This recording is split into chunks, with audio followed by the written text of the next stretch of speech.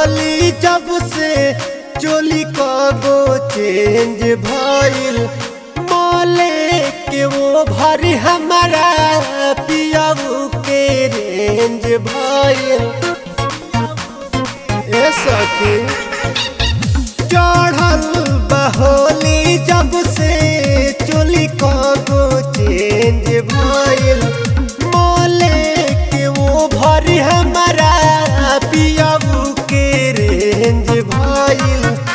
दिन भर ढूढ़ी में अंगूरी बोरत रहेले तलल कह जुवता हरियर का तबो घोरत रहेले तलल कह जुवता हरियर का पियबू घोरत रहेले। नाश कर ले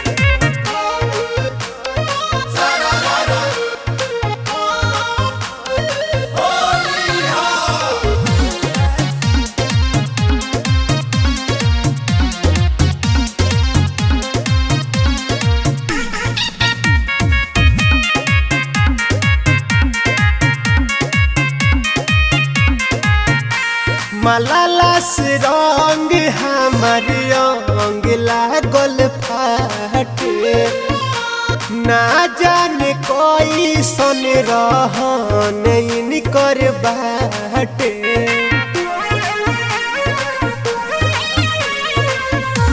मलाला से रंग हमार रंग लागल फाटे ना जाने कोई सन रहन इनकर बाटे।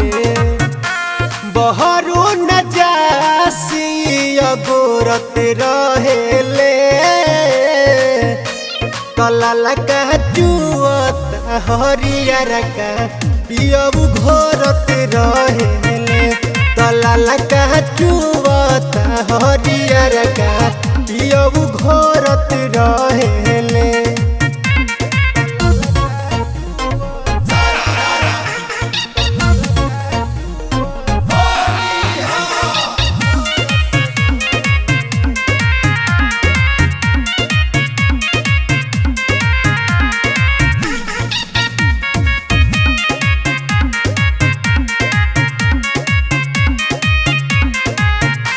देविलीला सारी कपड़ा पेनी रोजे खींच के कुर्ती की सियानी चढ़ कवले बाड़े खींच के